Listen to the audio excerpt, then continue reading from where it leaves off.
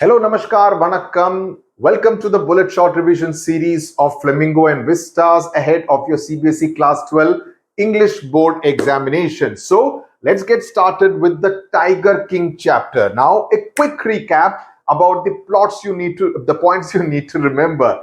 I'm sure you have already read the story. Please, in your own interest, do not just read or listen to a summary. It won't help you. Please read the entire story. So, what are the plot points that you definitely need to know? The story starts with the Tiger King's death, sparking curiosity. There is a flashback to his death. Astrologers predict that he will die because of a tiger. As a child, he boldly claims tigers should fear him. He becomes the king of his kingdom, Pratibandhapuram, and is obsessed with defying the prophecy by killing all the tigers in his kingdom. He bans others from hunting tigers. He marries into a family, a kingdom where there are a lot of tigers, a tiger rich kingdom, to continue his hunt, eventually killing 99 tigers. The 100th tiger shot by him survives and hunters kill it later. Ironically, a wooden tiger splinter causes an infection leading to his death, fulfilling the prophecy in a very strange kind of manner. Okay, this is what essentially happens in the story. Now, I want to tell you, to make it easier for you, the main characters, because the question that you are likely to get is going to be about the character and the themes of this particular story. So the first and the most important, obviously, is the Tiger King, who is an extremely self-obsessed, self-centered ruler. Okay, and is obsessed with defeating fate. कि मुझे ये बताया गया है कि because of a tiger I will die. I am going to defeat fate. He's an impulsive and therefore a very satirical figure. The author uses satire to mock him, to make fun of him. The second is the chief astrologer, who is rather accurate with his prediction, and his prophecy is the one which drives the plot of the story. A minor character of the Diwan, who is submissive yet resourceful, helps the king find tigers during his desperation. Now, what are the themes of this particular story? See, you can definitely see my video if you've not understood the story, which is there on this channel. Please go through that video. The first, of course, is the fate versus free will. What does it mean? Despite efforts to escape destiny, the king fulfills the prophecy. Finally, it's a 100th tiger, even though it's a wooden tiger, that ends up killing him. It's a satire because it critiques the arrogance and the foolishness of those in power, not just this particular king, but anyone in power and authority. The irony in the story, extremely important. The king's obsession with killing tigers leads to his death by a wooden tiger. That's the irony part of it. So you can get a question relating to the irony in the story and how it is a satire. The humor in the story, because many parts of it are rather absurd. Humorous situations highlight the king's rather irrational behavior. He's not obsessed with ruling the kingdom, not with governing the kingdom. He's only obsessed with defeating fate. Now, what is the author trying to convey in this particular story? The author is mocking the arrogance of the powerful, showing how obsession with defying fate and holding on to power leads to downfall. The story critiques the misuse of authority and human folly in trying to control destiny. This is what the author is trying to convey. So if you get a question about what is the author's intention behind writing a story like this is what you need to write. Okay, let's move forward. The Maharaja's anxiety. Now, this is from the specimen paper of 2024. The subjective question and answers I have written. The multiple choice questions are taken from different specimen papers put out by Cbse over the years and from different centers of India, so that you get a good mix of the kind of minds of different teachers in different zones and different cities of the country have put together. Okay, that's what I have done. The Maharaja's anxiety reached a fever pitch. Which of the sentences does not use the phrase reached a fever pitch correctly? You understand? Where the reach a fever pitch, so you need to know what does reach a fever pitch really mean. When the bidding reached a fever pitch, one of the team's absentees was notable. The excitement of the audience reached a fever pitch, right? The scenic beauty of the place reached a fever pitch when it began to snow. No. The climax of the film reached a fever pitch. So I think C is the right option. Yes, C is the one where it has not been used correctly. Reach a fever means a sense of energy, a sense of climax it is there. In सब में action है, film का climax, excitement, IPL का auction, लेकिन beauty of a place का कोई scenic reach a fever pitch नहीं होगा, right? Let's look at some reference to context questions, some extract based questions. In other words, a tiger king is dead. Please read this particular passage. Okay, now what is the sense? So the author's purpose in using foreshadowing is to create suspense and curiosity in the mind of the readers. Foreshadowing is a literary device used to create interest about how a particular development took place or will take place. So that is the essential idea of using this figure of speech or literary technique of foreshadowing. In the given extract, what emotion were the astrologers feeling when they bit their lips and swallowed hard? Is it humiliation? Is it disbelief? Is it grief? Or is it a sense of unease? It is, of course, a sense of unease. Which trait, that is, they are feeling uncomfortable. Which trait are the astrologers lauding, means praising, when they say warrior of warriors, hero of heroes, champion of champions? They wanted to convey that the future king born under that star sign will have immense courage, bravery, and leadership skills. That's what they want to convey by saying this particular phrase, warrior of warriors, hero of heroes, champion of champions. The second one, at another time, he was in danger of losing his throne. We are ready for a mosquito hunt, but tiger hunt, that's impossible. You know, when someone else, a Britisher, comes and wants to also indulge in tiger hunting, or at least pose with a killed tiger. The British officer came to the king's kingdom,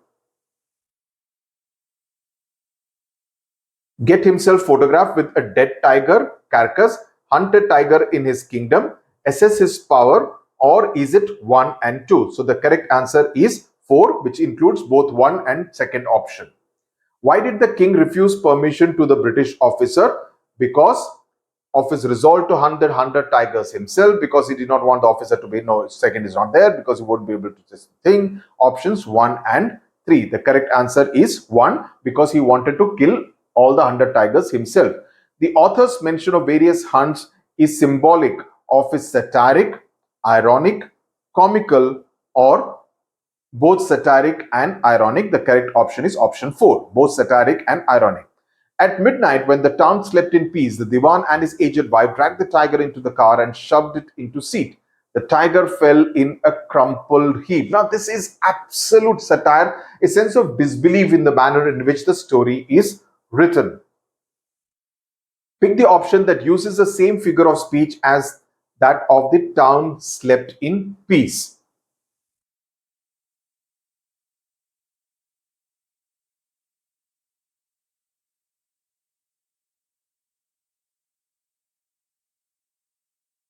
Can you think of the right answer?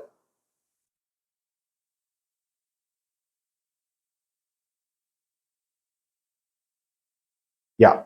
So the correct option would be option 3, because this is personification. You are using a human emotion called, a human activity called slept, for an inanimate entity called the town, right? So here similarly, the alarm clock has been personified by using a human quality like yelling. Yelling means shouting. So option 3, the literary device of personification.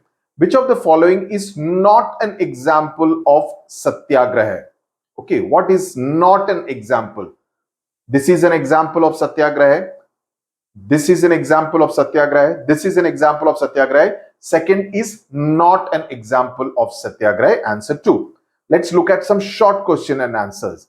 Even the threat of a Stuka bomber will not throw me off track. What is the purpose of inserting this line in the story? Now, when you get a story like this, when you get a question like this, where a particular term which has been used is not a very familiar kind of term, always make sure to explain what it means, which is why I'm again saying, do not go by summary, read the story. A Stuka bomber refers to a German dive bomber used prominently during the Second World War. The purpose is to insert humor in the story and to convey that under no circumstances, even in the face of something as dangerous as the Stuka bomber, the author would give up on his intention to tell the reader the story of why the Maharaja came to be known as the Tiger King. From that day onwards, it was celebration time for all the tigers inhabiting Pratibandhapuram. How is this statement ironic?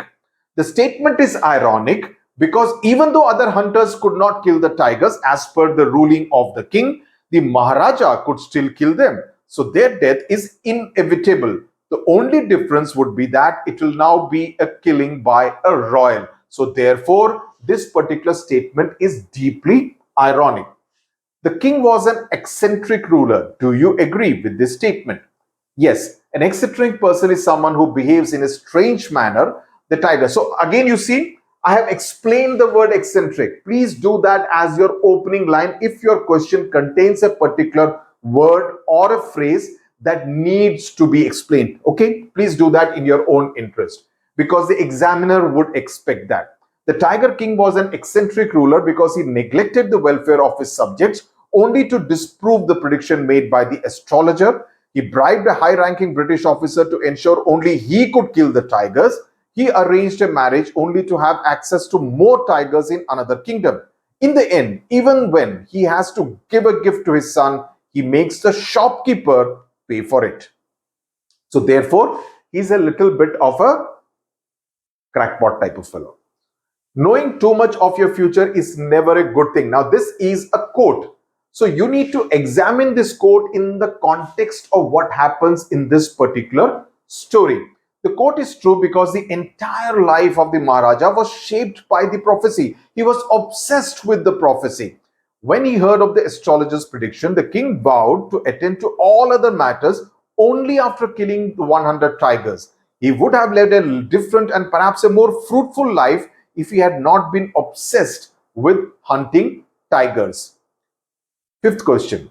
Mention two references that show the story is set in pre-independence India. Now, this can be a googly kind of a question which you may not expect. And again, I say, unless you have read the story, you would not be able to attempt this kind of a question. The reference to the British official is one reference. The second reference is the apprehension that the people would become discontented if their taxes were doubled and would join the Indian National Congress, which was fighting for the independence of the country. So these are two references that show that the story is set in pre-1947 India. Okay. Now, I would want you to prepare for these kind of questions as well. The story is rooted. These are the two questions that I want to take a screenshot and keep. I want you to kind of prepare the basic point so that in case this kind of a question comes, which can come, you are not taken by surprise, where you might need to write a speech, okay, on something like this.